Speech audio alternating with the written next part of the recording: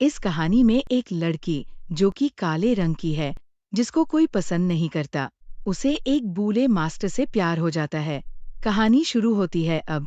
काली नंद कपड़े धो रही है। उसका चेहरा शांत लेकिन उदास है। काली नंद खुद से बात करते हुए, हर दिन वही काम, वही गाँव, वही ताने। क्या कभी कुछ बदलेगा? रामलाल नदी किनारे बैठा हुआ है। उनके हाथ में एक पुरानी किताब है। अरे नंद, आज फिर उदास? ये नदी तो खुशियां देती है, फिर तू क्यों मायूस है? काली नंद हल्की मुस्कान के साथ, मास्टर जी, नदी तो बहती है, लेकिन मेरे दिल की उलझन कहाँ बहती है? गांव वाले हर बार मेरे रंग को लेकर कुछ न कुछ कहते हैं। लोगों के मुंह को तो ताला नहीं लगाया जा सकता नंद, लेकिन तेरा दिल इतना साफ है कि उसकी चमक कोई नहीं देख पाता। ये किताब पढ़, शायद कुछ सुकून मिले। उसे किताब देता है। काली नंद किताब लेते हुए, आप और आपकी किताबें। ठीक है, मास्टर जी, पढ़ूंगी। दोनों सुनने लगते हैं।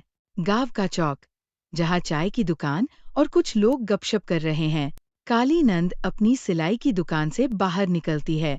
सुनीता उसके पास आती है। अरे नंद, सुना है रमेश फिर से तेरे पीछे पड़ा है, बोला कि तुझसे शादी करेगा। सुनीता, मुझे उस घमंडी से कोई मतलब नहीं। वो सिर्फ अपनी जमीन और पैसे की बात करता है। मुझे ऐसा इंसान चाहिए जो दिल से दिल तक बात करे। वाह, मेरी नंद को प्यार चाहिए, लेकिन गांव में ऐसा कोई है कहा? चाची जी पास आती है और बात सुन लेती है। अरे काली नंद, तू तो ऊंचे सपने देखने लगी। तेरा रंग देखकर कोई भला आदमी तुझसे शादी करेगा। रमेश जैसे को तो स्वीकार कर ले। काली नंद गुस्से में, चाची जी, मेरा रंग मेरी ताकत है, मेरा अपमान नहीं। और शादी करनी है तो अपने दिल की सुनूंगी, न कि गांव की। काली नंद तेज कदमों से चली जाती है। चाची जी और सुनीता एक दूसरे को देखते हैं। रमेश जो दूर खड़ा होकर काली नंद को देख रहा है। रमेश खुद से, तुझे मना लूंगा काली, तू कितना भी नखरा कर ले। रामलाल के छोटे से बगीचे में, जहां वह फूलों को पानी दे रहा है। काली नंद किताब लौटाने आती है। काली नंद, मास्टर जी, आपकी किताब पढ़ी। सचमुच मन को थोड़ा हल्का किया। देखा, किताबों में जादू होता है। और बता, गांव में क्या गपशप चल रही है? काली नंद, वही पुरानी बातें, चाची जी और उनके ताने।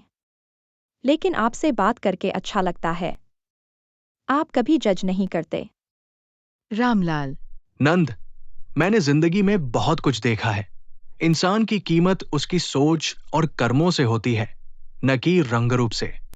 थोड़ा रुककर, मेरी पत्नी भी ऐसी थी, सादी लेकिन सच्ची।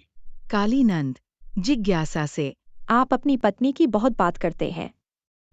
वो कैसी थी? रामलाल उदास मुस्कान के साथ, वो थी मेरी दुनिया, लेकिन भगवान को जल्दी बुला लिया। अब ये बगीचा और किताबें ही मेरा साथ देती हैं। काली नंद भावुक हो जाती है। दोनों चुपचाप बगीचे में बैठते हैं। काली नंद और रामलाल मंदिर में पूजा के बाद बाहर बैठे हैं। गांव वाले उन्हें देखकर कानाफूसी करते हैं। मोहन रामलाल के पास आकर, रामलाल, तू इस काली नंद के साथ ज्यादा समय बिता रहा है। गांव वाले बातें बना रहे हैं। रामलाल, मोहन, मुझे लोगों की बातों से कोई फर्क नहीं पड़ता। नंद अच्छी लड़की है और मुझे उससे बात करके सुकून मिलता है। काली नंद पास से सुनकर, मास्टर जी, शायद हमें कम मिलना चाहिए। मैं नहीं चाहती कि आपकी इज्जत पर कोई सवाल उठे। रामलाल, नंद, अगर मैं लोगों की परवाह करता तो आज यहां न होता। तू मेरी दोस्त है और ये दोस्ती मुझे कीमती है। रमेश वहां आता है और गुस्से में काली नंद को देखता है। काली, तू इस बूवे के साथ क्या कर रही है? मेरे जैसे जवान आदमी को छोड़कर इस बूवे का साथ पसंद है। काली नंद गुस्से में, रमेश, तुम्हें हक नहीं कि मेरी जिंदगी में दखल दो। मास्टर जी मेरे दोस्त हैं और तुमसे कहीं बेहतर इंसान। रमेश गुस्से में चला जाता है। काली नंद अपनी सिलाई मशीन पर काम कर रही है। सुनीता आती है। सुनीता, नंद, अब तो गांव में तू और मास्टर जी चर्चा का विषय बन गए हैं। लोग कह रहे हैं कि तुझे उस बूढ़े से प्यार हो गया। काली नंद रुक कर, भावुक होकर। सुनीता, मैं नहीं जानती कि ये प्यार है या नहीं, लेकिन मास्टर जी के साथ मुझे वो सुकून मिलता है जो मुझे कभी नहीं मिला। वो मुझे समझते हैं, मेरी इज्जत करते हैं।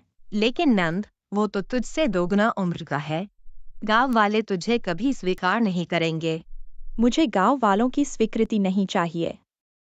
मुझे बस एक ऐसा इंसान चाहिए जो मेरा साथ दे, बिना शर्त। सुनीता चुप हो जाती है। काली नंद की आंखें नम हैं। गांव के चौक में एक पंचायत बुलाई जाती है। चाची जी और रमेश ने काली नंद और रामलाल के रिश्ते पर सवाल उठाए हैं। चाची जी, ये काली नंद हमारे गांव की इज्जत डुबो रही है। एक जवान लड़की और बूढ़ा आदमी, ये क्या तमाशा है? रमेश, मैंने नंद को शादी का प्रस्ताव दिया, लेकिन उसने मुझे ठुकरा दिया।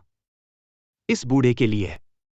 काली नंद गुस्से और आत्मविश्वास के साथ। बस करो, रमेश। और तुम, चाची जी, हर बार मुझे नीचा दिखाने की कोशिश करती हो। मास्टर जी मेरे दोस्त हैं, मेरे मार्गदर्शक हैं। अगर मैं उनसे प्यार करती हूँ, तो ये मेरा फैसला है। तुम्हें क्या हक है मेरे दिल की बात को गलत ठहराने का? रामलाल शांत लेकिन दृढ़ स्वर में। गांव वालों, मैंने कभी नंद को गलत नजर से नहीं देखा। वो मेरे लिए एक दोस्त है, एक आत्मा जो मेरे अकेलेपन को समझती है। अगर मेरी दोस्ती से किसी को दिक्कत है, तो ये उसकी समस्या है, मेरी नहीं। मोहन, बस करो सब। रामलाल और नंद ने कोई गलत काम नहीं किया।